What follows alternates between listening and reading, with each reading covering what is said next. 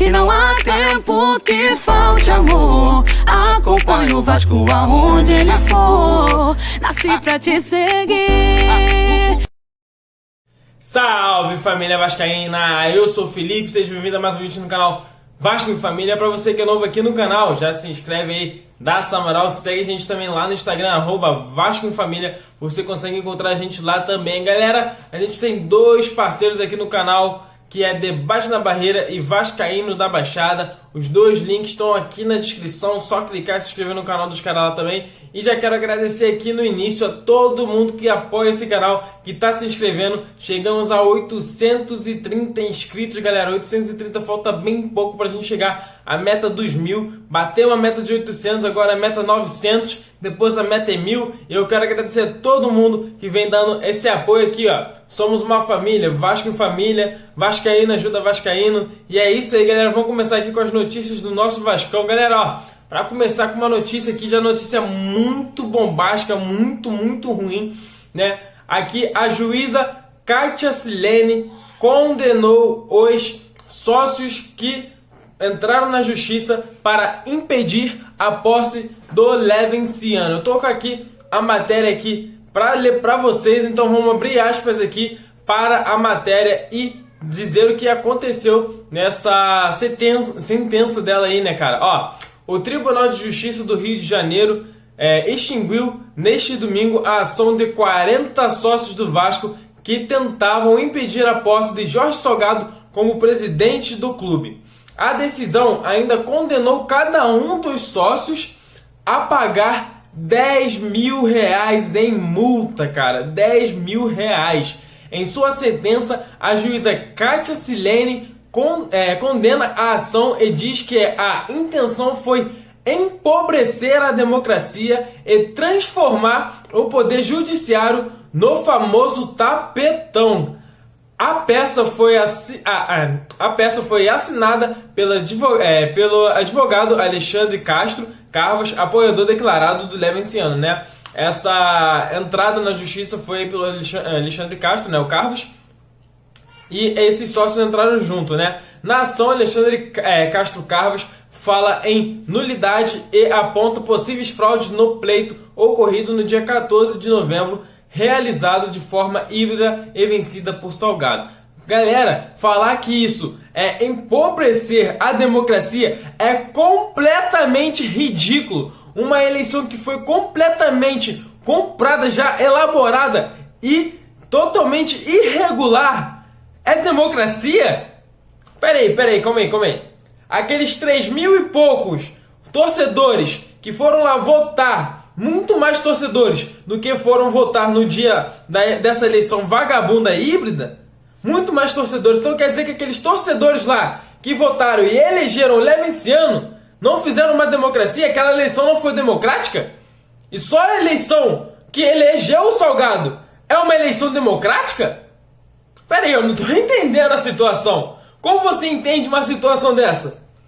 Os caras quererem lutar pelo seu direito da votação não é democracia? Galera, levando isso em conta, o Levenciano comentou no Twitter, né, essa situação, né? Tá aqui, ó. O pleito eleitoral já se encerrou. O resultado das urnas proclamou um vencedor e o judiciário já chancelou o processo eleitoral. A esse resultado, todos devem se render. Vencedores e vencidos, opositores, desgostosos e insatisfeitos. Juíza Kátia Silene. Lembre o nome dessa pessoa, lembre o nome dessa juíza. Lembrem o nome dela. Ela é uma das pessoas que querem prejudicar o nosso Vasco. Então tá aqui, ó. Vou ler de novo aqui uma frase que ela falou. O pleito eleitoral já se encerrou. O resultado das urnas proclamou um vencedor. Finaliza aqui. Quais urnas foram finalizadas no dia 7 e quem foi o vencedor? Luiz Roberto Levenciano. Ele foi o vencedor.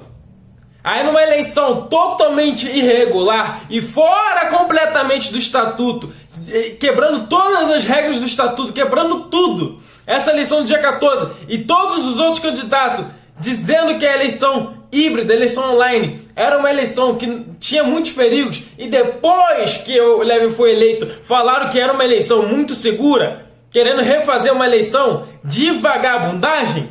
Como o TJRJ não respeita o próprio estatuto do clube. Os próprios candidatos lá não respeitaram. Os que tentaram fazer a eleição híbrida, eles não respeitaram o estatuto. E o TJRJ, o Tribunal Regional do Rio de Janeiro, não respeitou o estatuto do Vasco.